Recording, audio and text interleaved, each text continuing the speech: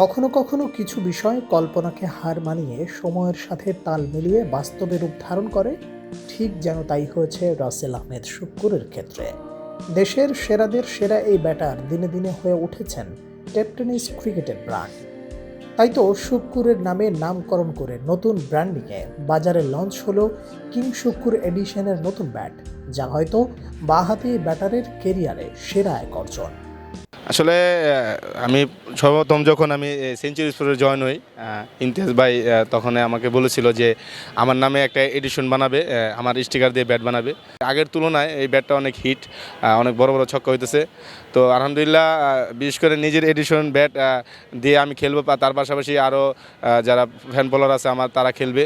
তো আমি আশা করি যে এই ব্যাটটা আরও ভালো পর্যায়ে যাবে, সবাই এই ব্যাটটা নিয়ে খেলবে। কিং শুক্কুর এডিশনের ব্যাট বাজারজাত নিয়ে সর্বপ্রথম পরিকল্পনা করে সেঞ্চুরি স্পোর্টসের কর্ণধার ইমতিয়াজ।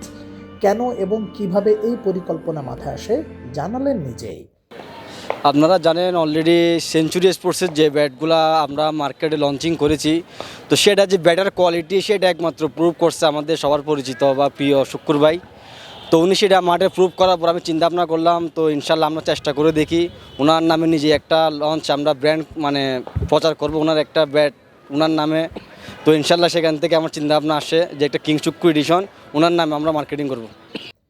শুক্কুরের নামের পাওয়ার যেমন, ঠিক যেন কিং শুক্কুর ব্যাটের পাওয়ারও তেমন, তা শুক্কুরের শট দেখে অনুমান করা যায়।